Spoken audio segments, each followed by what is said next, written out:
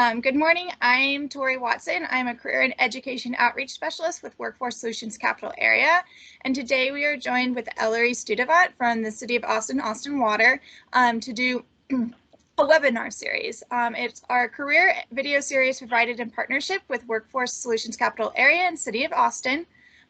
You're joining us for a unique webinar series where we interview professionals in in-demand industries to learn more about career pathways and educational opportunities in Austin, Texas. So again, today we have Ellery Studivant. He is a division manager with Austin Water and the City of Austin. Good morning, Ellery. Good morning. How are you today? I'm doing well today. How you doing? I'm doing okay, doing all right.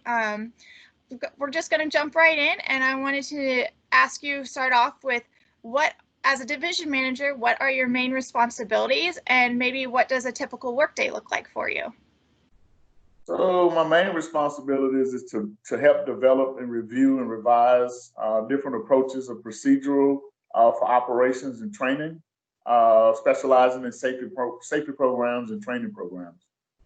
So normal day-to-day workday is typically in and out of meetings for the most parts of those days.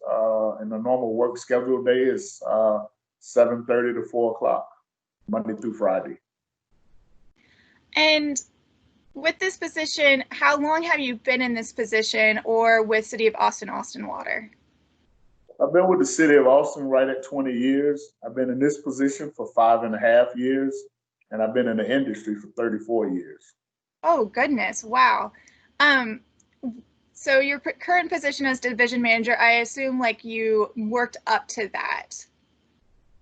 Yes. So the particular, one of the areas that I cover now division-wise, I actually worked at their facilities for 10 years as an operator. And after being there for 10 years, I promoted to an operations supervisor to another wastewater facilities. I was an operations supervisor there for 5 years. And then I promoted to division manager of the treatment program in 2015. So, yeah. Wonderful. Thank you.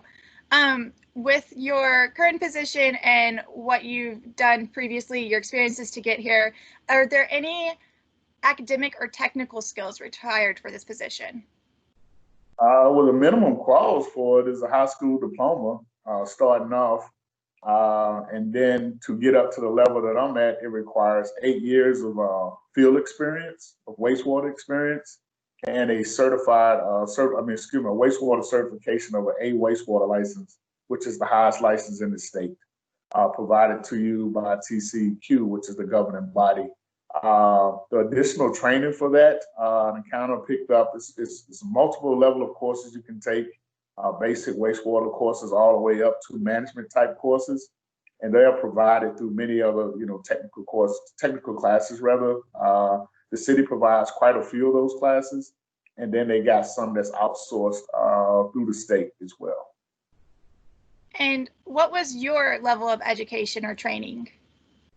My level primarily was high school diploma. And then I went into service. I was in the service for right at 10 years. And while I was in the service, I acquired some more knowledge of, first aid, sanitation, health and hygiene type and educational background. So with my high school diploma, I picked up about 7 years of experience in the military as well. And then upon, getting out of the military, I just jumped right into the wastewater field. Excellent. So your experience from the military was able to translate into the civilian workforce? Yes, it was. Excellent. When you got into your position, so was it kind of entry level field experience, as you said? Yeah, when I first stepped into the business, it started out as a laborer. I was pretty much doing whatever was needed.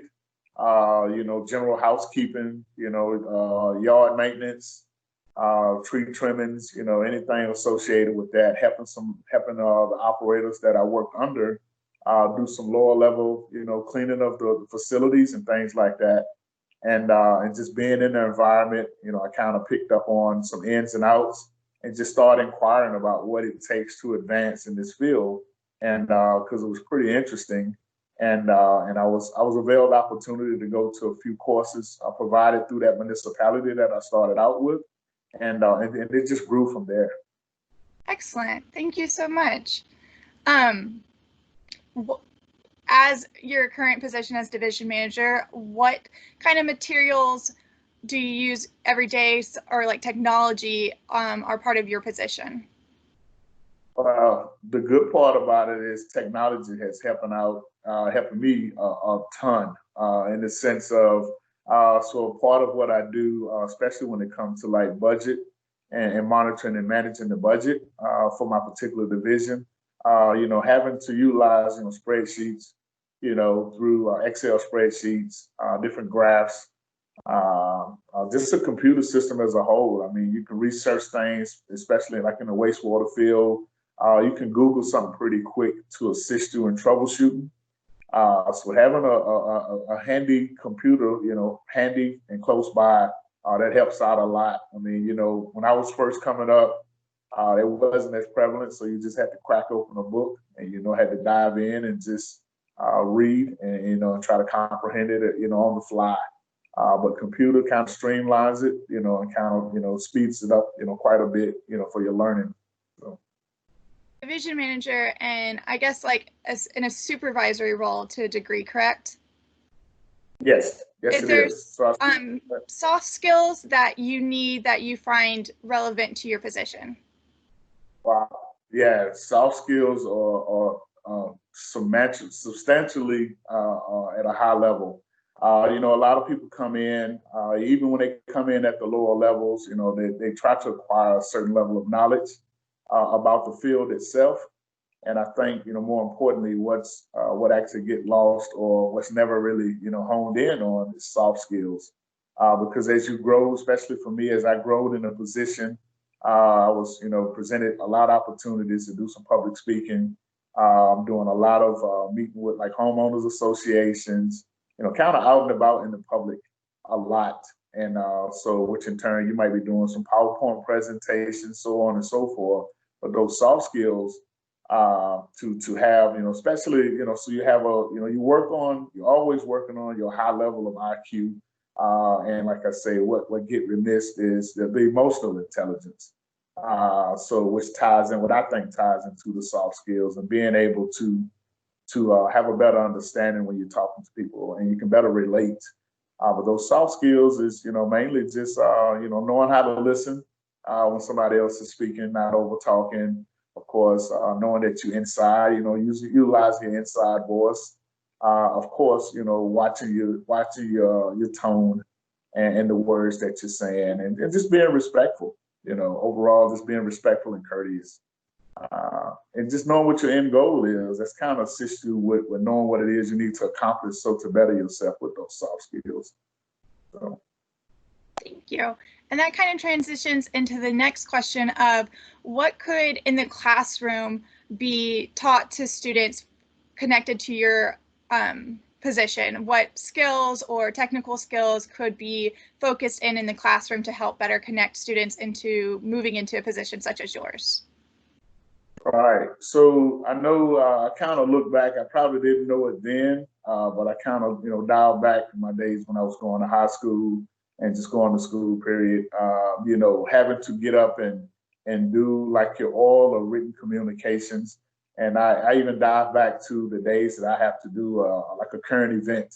I know back then, I don't know what they do now, but I mean, we had to get a, clipping out of the newspaper and you had to write a little summary over it and then you had to stand up and present it.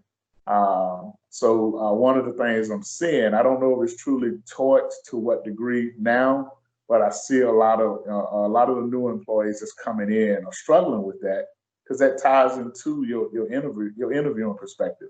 So they kind of struggle with the oral and the written communications and like public speaking.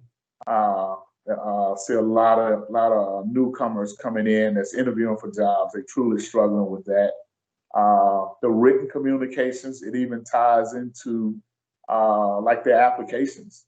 They come in and like everything will be in all caps, or so they used to talking in like in text message language. So they'll send a lot of the stuff that they're writing down is like in a text message. So those written communications, all like I said, all in written communications, it's a true key to a whole lot of successes. I mean, it's a couple of the things that you can't get away from. No matter how we move in technology and move, fast streaming in life, those oral and written communications are going to be key, I think, throughout. Thank you. I totally agree. And that's something, and I'm still working on, is my oral communications and written communications, and something that even with technology and, like you said, text message lingo, I'm really trying to keep up with and maintain as well, and always grow in it. So thank you. That was great. With your job, what are some positive aspects? Oh, okay. Positive aspects. My job has truly availed me a lot of flexibility. Like I say, the particular division that I oversee now kind of covers the Tri-County areas surrounding Austin. So I'm like out in the public a lot. So I have a lot of movability, but flexibility as well. The appreciation of the service that's being provided. I kind of, especially in this position, I've been receiving a lot of, where you see more of it. I think we was getting it like from the utility, but you see more of it from the public perspective of the appreciation of the services that are being provided.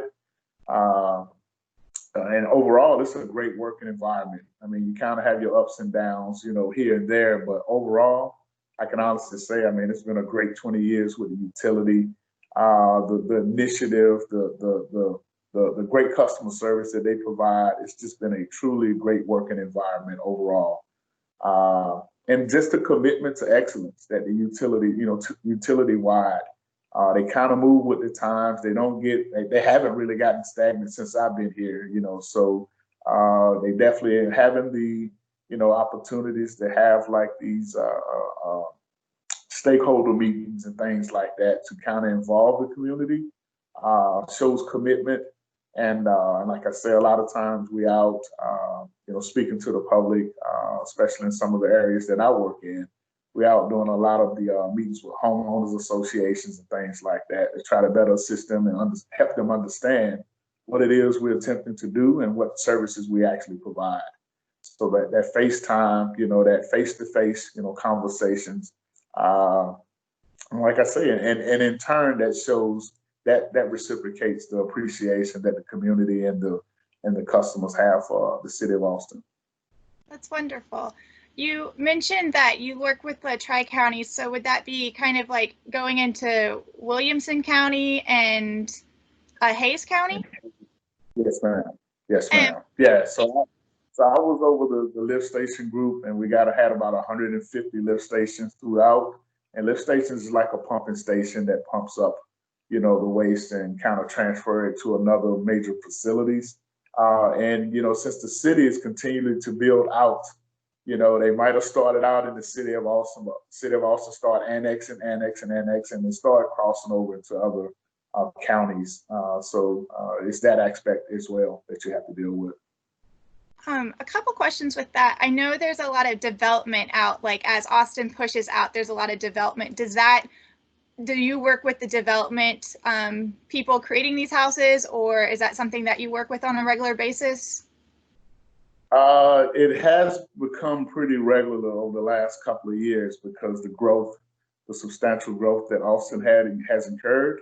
So that ties into the growth itself, ties into the treatment aspect of how we go about treating the growth of the waste, because as the population grows, of course, the process of the procedural process of dealing with the elements that come with that from the wastewater perspective and water perspective as well. So we have a lot of, I have a lot of opportunities to be involved with a lot of the CIP plannings, which we call capital improvement planning. To say if it's an area that was like a smaller area that's all of a sudden been overtaken by another developer and they go to expand that area, I would have to be involved, especially if I have facilities that's nearby or pumping stations that's nearby, and I have to be in those conversations so they can show me what the potential growth is, so I can go back to my team and share with them that we need to expand this particular facilities. So yeah, we're pretty close with a lot of the new developers that's coming into the utility area. Awesome. I can imagine that. Just like I work out in Elgin ISD, and so I've been told that they're going to be increasing in their houses out there, and they're almost in Bastrop County, but that they see maybe an influx of at least 5,000 homes in the next few years. And so I can't even imagine how you have to work with like planning that, and how your facilities will then have to cater to all those people. I know not necessarily all out there, but just the growth and how exponential that is, and how that works with what you do. Yeah, I mean, just a quick for instance. So one of my facilities is right on the backside of Maynard. So I got a facilities that's right off of the 130 tollway, but it butts right up to the city of Maynard. And we're taking in some of the Maynard flows, especially when they have high flows, since their facilities can't handle it. It's a valve that they have that they can open up and transfer water, especially high rainwater, to the utility. So we have that influx. And like I say, more recently, the city of Maynard, for sure, I actually live in Maynard, and it has grown over the last couple of years. And that growth, they actually building right around the facilities that I have. And even though they still calling it the city of Maynard, in the interim, they have to send those initial flows to the city of Austin until they can get their facilities built up. So it's a great collaboration, but it's a lot of meetings involved, a lot of meetings involved in that. Right. So I was going to ask if there was a lot of cooperation and coordination with other cities and their waters. So thank you for answering that. So I can see that for sure. Okay. Let me look real quick. What advice would you give to a student who is interested? I think we kind of covered it, what technical skills they need, education, soft skills, but what advice would you give them? I would just say, hone in. I know a lot of times, I know for me, so for instance, I know when I was coming through school, I was a big time athlete. And, so when I changed districts, so the education level kind of changed. So the long and short of it is, like, I was a junior and senior in high school, and I was only taking like minimal classes. I had more electives than I did core classes. Like, so I would just share with them that, go ahead and take all the, enhance your knowledge base while you can, because, historically it has proven, when you start, scaling back in high school, and then it takes that much more energy and effort that it takes when you get to college, because you're back at ground zero if you haven't pushed forth, especially for athletes. A lot of times they get caught up and, they kind of get pushed through, and dealing with a lot of elective classes, and they don't hone in on a lot of core classes. Say if they get their basic core math in the first couple of years, and they don't expand on it to go take the trigonometry and the higher levels. So I would just say keep pushing. When those opportunities are there, you keep pushing, and just trying to drill that home to them, so they can be better prepared when they step out into college, the military, or just that next step in life. Because if you don't capture that information then, it's that much harder to capture it later. I would also add, like I talked about earlier, of course, and in those communication classes, in those classes, honing in on communication skills. But like I say, just expanding on all the math, all the science that you can acquire. So we all know knowledge is power. It truly is, and I think that's not really pushed enough. We kind of said it's like a bumper sticker slogan, but it's true blue, I feel, anyway. Yeah. Thank you. With your position, there was a lot of experiences and hands-on experience as you went through.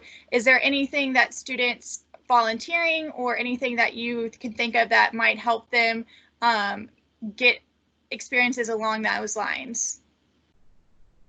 Oh, wow. Yeah. So the one thing I would really kind of try to push is touring. We got a pretty open tour system of touring some of the facilities.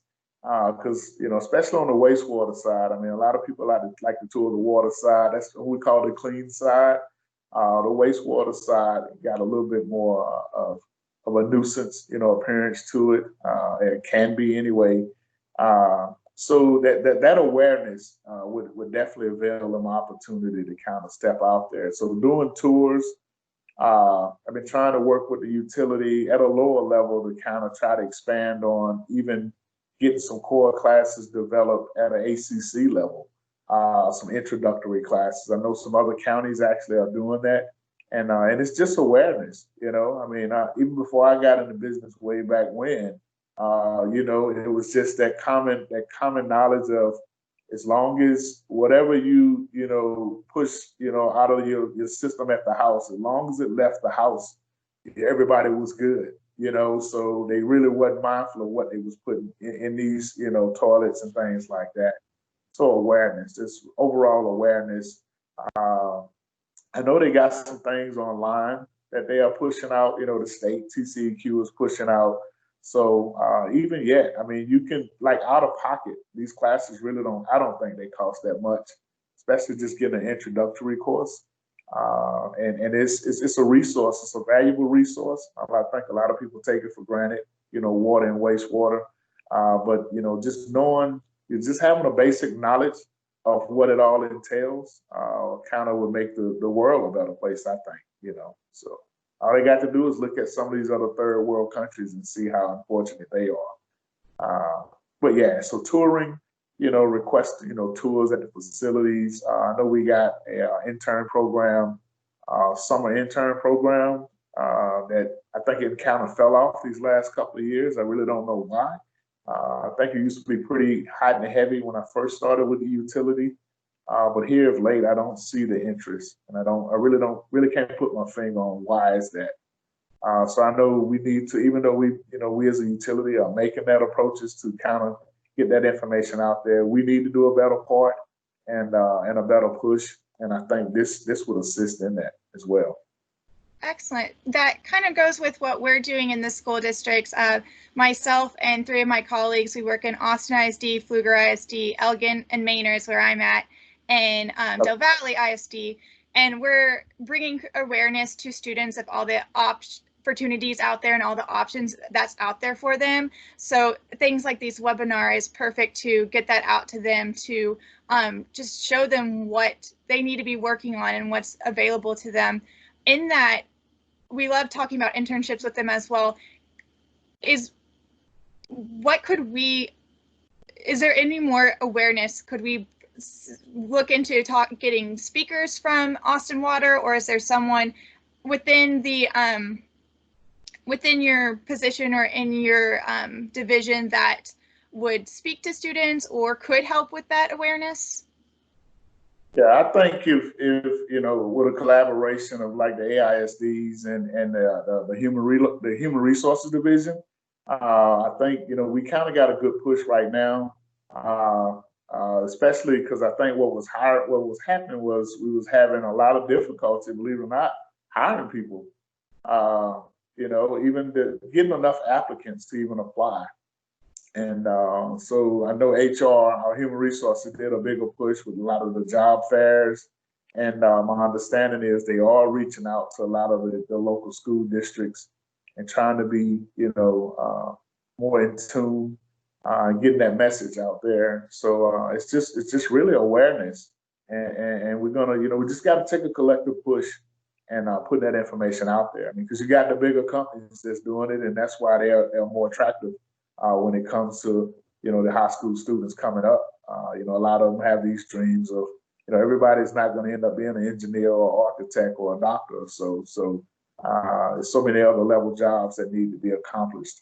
And right now, I mean, some of those jobs are like right there at their fingertips, and all they got to do is just reach out and grab it.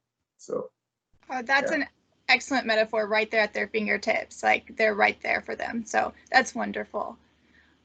Well, I think that covers all of our questions, and I thank you so much for your time, Ellery. Thank you for meeting with me and coming in this morning and just sharing with us. And I know that we really appreciate it. And I know the students and anyone who will be watching the webinar will really appreciate the information you shared as well. So thank you so much. You're very welcome.